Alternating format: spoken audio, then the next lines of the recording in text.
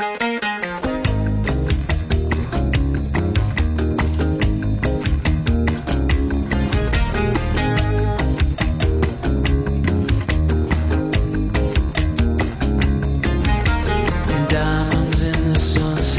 right, 5 minutes after 10 o'clock. Nice looking Tuesday right now. Anyway, it's been on and off again all morning long, looking like it's going to rain and then getting sunny. So I guess we're not complaining about either of the above. It's Tuesday. It's a work day. So what difference does it make anyway, right? Unless you're out. You know what? By the way, there is a book that we're going to talk about right now that might be one of those books that you take with you to the beach or to wherever you're going. And it is a novel. And for those of you who know how Robert and I normally do the show, novels normally are brief interviews, 10 minutes at the most, usually. This next one, though, caught our attention for a couple of reasons. So we wanted to have more time to talk about the book than just the storyline. And part of the reason we keep novels short is because you don't want to give away too much. I mean, the whole fun part of reading a fictional story is letting the story reveal itself to you as you read it. So we don't want to spoil it, obviously, by speaking too much. This next book, however, deals with some recent history, world history, American history, Iranian history. By recent, it goes back to 1979. And as you recall, that was the year of the hostage-taking crisis in Iran. And the story, I'm not really sure if the storyline reflects what our guest was going through or not, but there are some similarities in the title character and our guest. She is Farin Powell. She is an attorney in Washington, D.C., happens to be a poet as well. I understand that this is, I think, her third book. I think one book of poetry and another novel. She's a contributor to numerous literary magazines, and she is a best-selling author. Her book, this one is called Roxannas Revolution. It is a novel based on the 1979 Iranian hostage crisis and the Iranian Revolution, and about an attorney, a Wall Street attorney, who goes back to Iran in 1979. Farin Powell, good morning, Farin. Good morning. Where are you? Where are you calling from? Well, I live in the suburb of Washington, D.C. Okay. Are you originally Iranian? Yes. Oh, okay, okay. So this would make sense.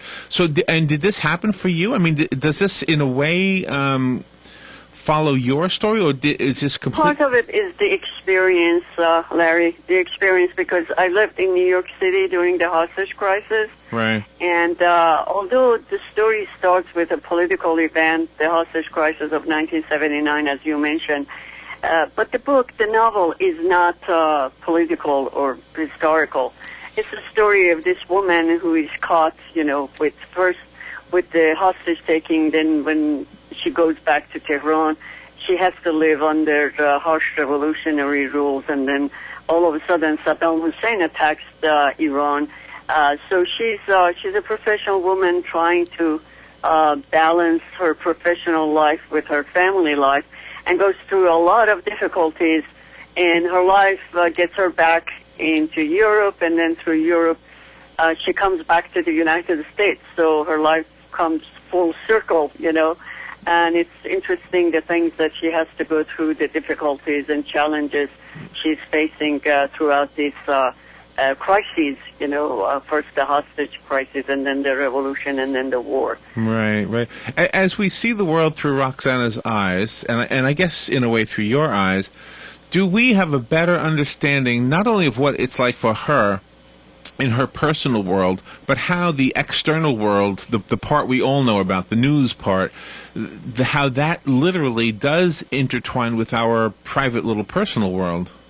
Yes, it does, exactly, because even though this is the story of Roxanna and her family and her childhood friends, three families, the story follows these three families, but it also reflects the relationship between Iran and the United States. And of course, as you know, Iran had a fantastic relationship with the United States until the hostage crisis. Right, right. And that ruined everything, and Iran was put under sanctions for since 1979. Right. And is still under sanction. And one of the misconceptions about the hostage crisis was that Iran didn't pay any penalty, any consequences, and that's not true. In addition to the sanctions, At the time, Iran had the second largest foreign students in the United States, right after Japan. Japan had 100. Yes, Japan had 117 million population, and Iran at the time had 40 million population, but had the largest number of students here. And President Carter ordered deportation of all Iranian students. This was part of the punishment that the Iranian students here, who had nothing to do with the hostage taking, had to go through. And the funny part was that a lot of them had to go back to Iran because they had received this notification from the immigration office, immigration services, and they had to go back. So this was really the beginning of a very, very difficult situation between the two countries. So this is all from Roxanna's point of view, but at the same time, it also covers the point of view of other people, other groups, those who were pro-Shah, pro-revolution, and independent, and also the communists in Iran. So it talks about everybody's point of view through, like a dialogue and a family conversation. So it's, although, as I said, it's not a political book, it's not a historical book, but because this character, this protagonist, is caught between a historic event, actually three historic events, the hostage-taking, the revolution, and Saddam Hussein's war, then you have a tendency to feel that, well, this is a book about historic events. Right. But basically, it talks about the struggle of this woman, this professional woman, who had a wonderful life in New York City, and all of a sudden her dream is shattered, and she has to go back, and then she has to face other problems because, for example, professional women have additional burdens all over the world, no matter where they live, and then you can add revolution and you can add war, then that makes it more difficult. And this is what Roxanna goes through. Now, does that include sentiments that I think we as a world are beginning to realize that the people of any country do not necessarily reflect the sentiments of the government of that country. Exactly. Sometimes we exactly. And so we're learning, I guess, that we're not all that different, but we do have people who like to be in charge and like to be powerful, and the rest of us just have to kind of, I don't know what we do about it, but at least we're understanding that just because you have a label that associates you with a certain geography in the world doesn't mean anything other than the fact that you were born there and you lived there. Exactly. In fact, this is another misconception about Iranians. They're called terrorists, they're called all kinds of things because of the government, but the people are totally different. And, despite the warning by the State Department for Americans who want to travel to Iran, you can ask the American athletes, they've been overwhelmed with the enthusiasm and the reception that they get from Iranians, and also regular people, academic people who travel to Iran. Yeah. Iranians have always loved Americans. They have always, admired Americans for their adventure, for their, the Americanness. And nothing has changed. In fact, Senator Kerry, when he was a senator from Massachusetts, had a big quotation. He said once that, we have a good relationship with most of Middle Eastern governments, but their people hate us. And we have a bad relationship with the Iranian government, but their people love us. Oh, really? Oh, that is interesting. True, yeah. that is interesting. So now, this took place, the story takes place, it starts anyway, in 1979. Yes. Did you write this because you actually went through something at that time too? Yes. As I said, my experience has a great deal to do with Roxanna's life. But Roxanna is a fictionalized character. But as Tolstoy said, the writer always transfers the emotions, to the characters, and I think that part of it is correct. And of course, my background of being an attorney, and Roxanna is an attorney, and there are mentioning of the treaties, for example, that were violated by Saddam Hussein by attacking Iran, and also this Algerian treaty that was signed It's the so-called hostage treaty of 1981 that was signed between Iran and the United States. They established this international arbitration tribunal at The Hague, the Netherlands, and a lot of Americans feel that the hostages, were not paid for their suffering and all that. Actually, it was the U.S. government that decided they would rather protect the interests of the multinational American companies than the hostages, because they felt, well, the hostages are employees of the State Department and we can deal with them. And, the companies went to that tribunal, filed 3,900, lawsuits, and got billions and billions and billions of dollars from Iran. So these are the things that the newspapers have never written about. Most Americans, unless they are politicians and diplomats, they are not aware of what was happening in Holland. Actually, that tribunal really for several decades acted like a liaison between the two countries, like a diplomatic relation, like the embassy of each country in Holland.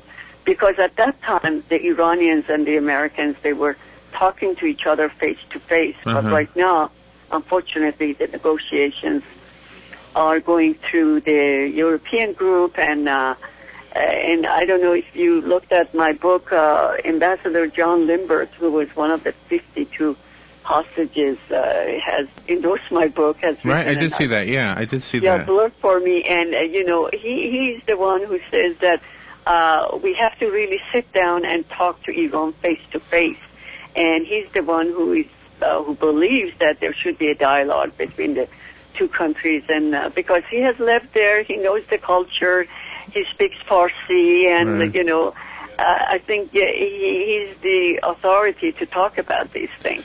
Let me reintroduce you. Farin Powell is our guest. Her book is called Roxannas Revolution, and Farin is an attorney in Washington, D.C., which is where she lives. She's also, and where she's calling from right now, she's also a poet, also happens to be, I guess, is Iranian fair to say, or are you dual citizenship?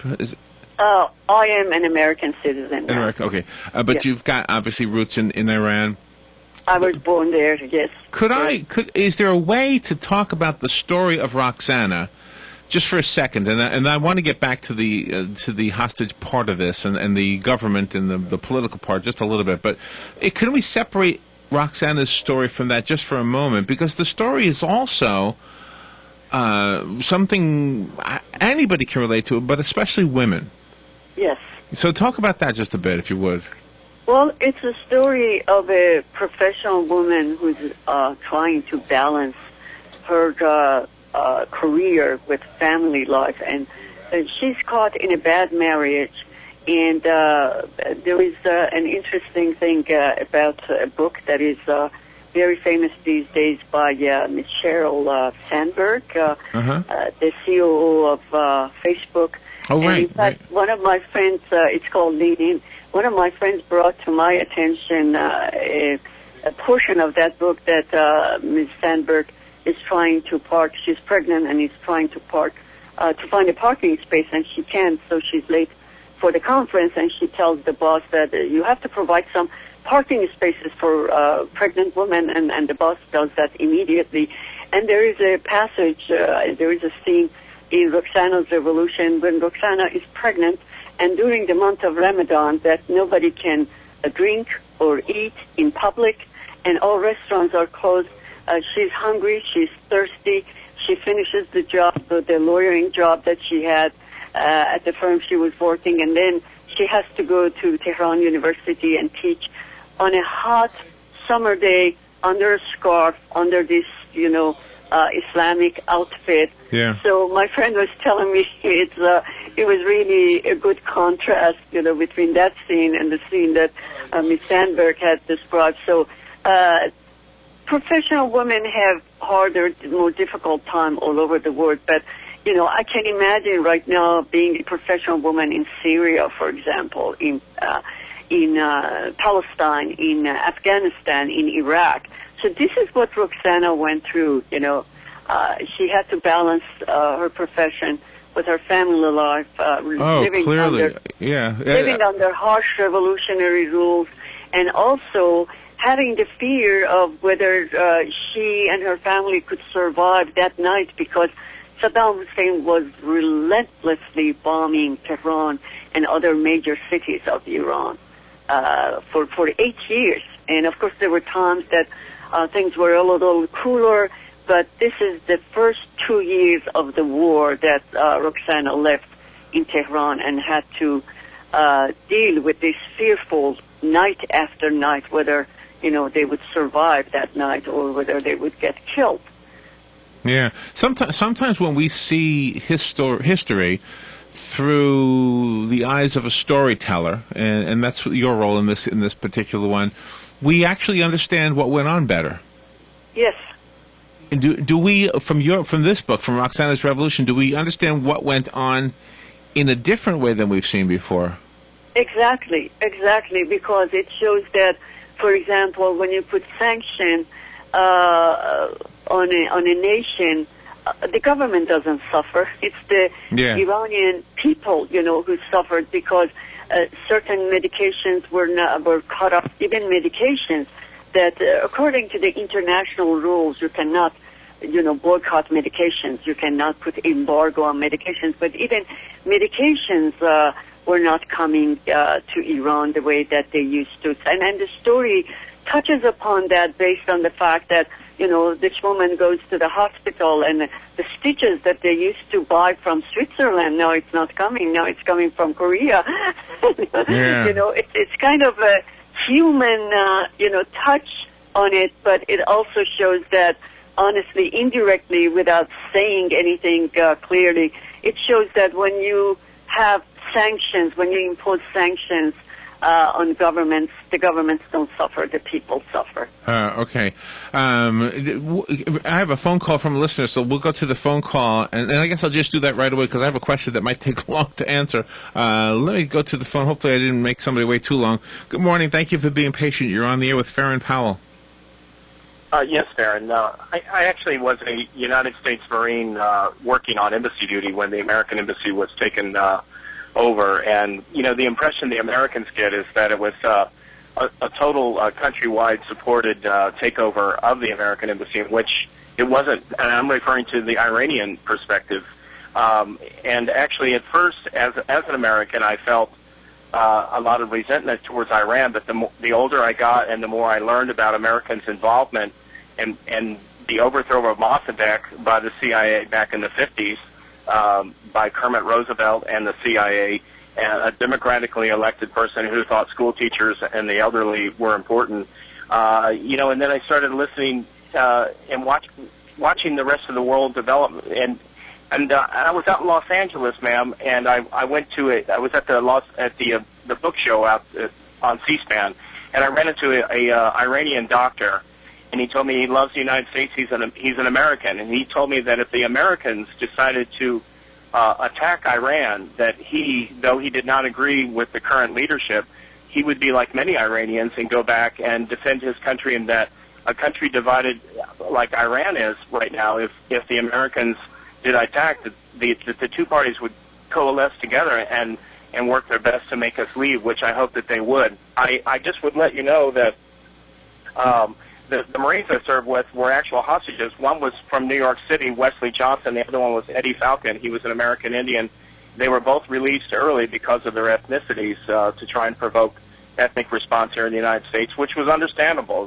They had a lot of reason to. And then I would just remind the listeners that in 1983, Donald Rumsfeld, on the behalf of the Department of War... Go ahead. I'm sorry. The one thing I would just make is that actually the United States was arming Iraq, Larry, as well as arming Iran, and actually Rumsfeld is shaking Saddam's hand in '83 after we sold them chemical weapons, which they used. So, if Americans, unfortunately, not the host of the radio show, but many Americans don't know our own involvement. It's not that they hate us for our freedom; they might hate us for our involvement. So, I support Iran, and I support the author, and I bet she would appreciate listening to those American perspectives. All right. I am so glad. May I respond to that? Sure, sure. Okay, I'm so glad that I heard that because I have seen that historic picture of Rumsfeld shaking hands with Saddam Hussein, and isn't that ironic?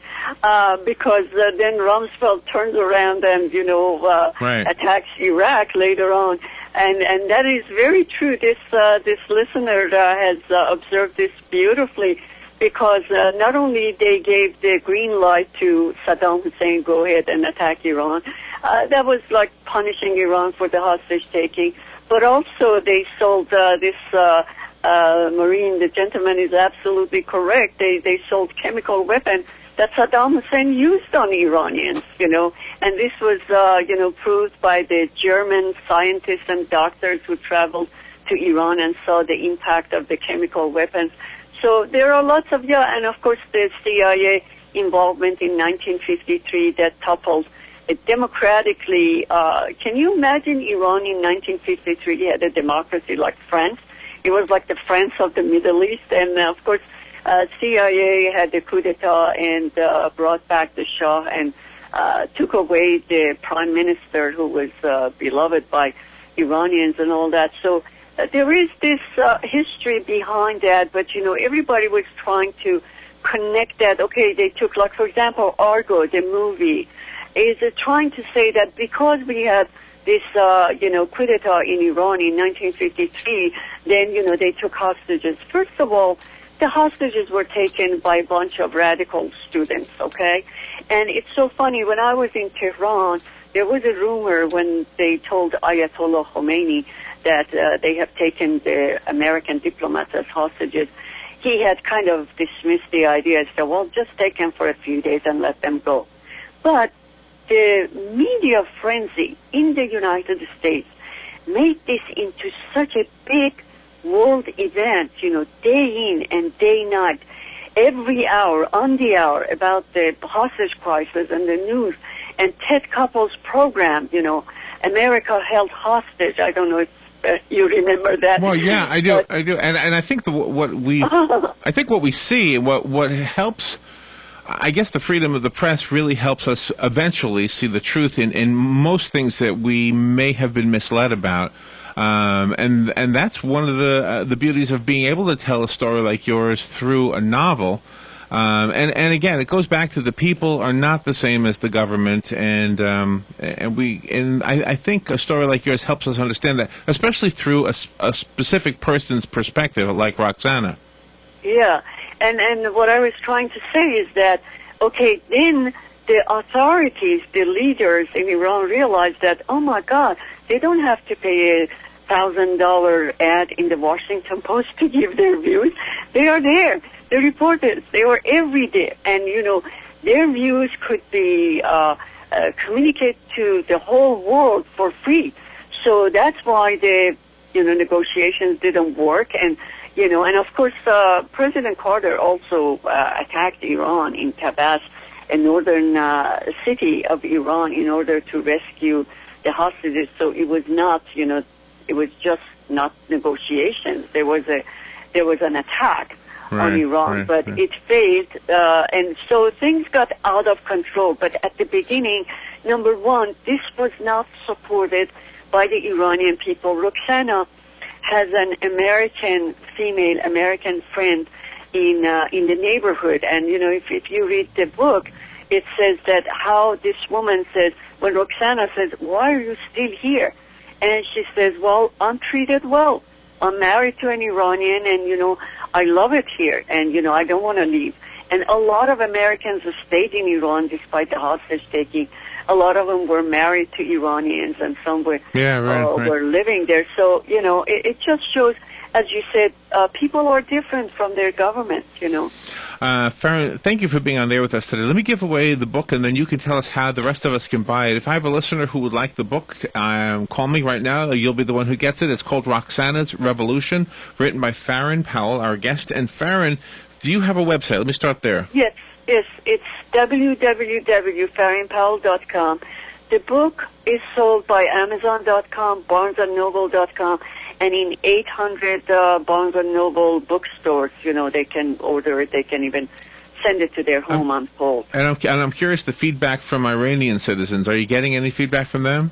Well, yeah, a very good positive one, because unlike several novels, maybe half a dozen or a dozen novels that were written about, stories that had some touching of the Iranian Revolution. Nobody had touched the hostage-taking. This is the first novel that starts with the hostage-taking and takes the hostage-taking into account.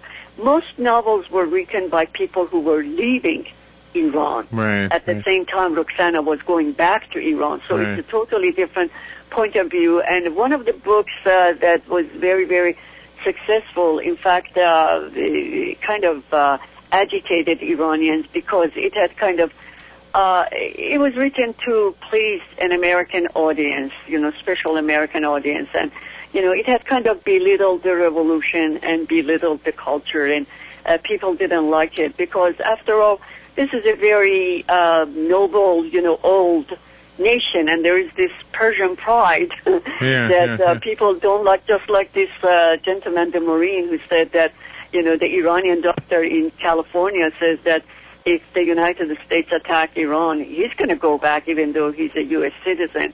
And, even when it comes to the issue of nuclear problem that right now we keep reading in the newspaper, the Iranians are very proud of their scientists, and everybody believes that they are not, building up this nuclear power for weapons. Yeah. Honestly, 98% of the people, It's hard sometimes to separate the news from the emotions of the people. Well, Farin, what a great interview. Thank you for being on the air with us today. Her website, again, is farinpowell.com, and she spells her name, F as in Frank, A-R-I-N, Powell with 2 L's, farinpowell.com. I went to the website nicely. By the way, I love the little banner on your website that's got animated grass blowing in the wind there. Farin, thank you for being on the air. Please come back again with the next book. Thank you so much for having me. You have a lovely day. You too. We'll take a little break and we'll be right back. Alice, you gotta hear that. What? When I called Devon Self-Storage at 873-0777, they answered the phone always so happy. Always? Here, listen. Thank you for calling Devon Self-Storage. This is John. How may I help you today? George. What? You hung up. Of course. I know all about Devon Self-Storage across from Hobby Lobby and 200 and how you can store just about anything there and you have your own code to get in. I just want to hear him answer the phone again. Again? Oh, yes, George, yes. Call me crazy. Some people say insanity is doing the same thing over and over, expecting a different result. I think insanity is 1,000 single-sided, full-color business cards for $15, or packing service for 50% off. Call me crazy. Green Sea Printing, on the corner of Northeast 25th Avenue and 24th Street, 789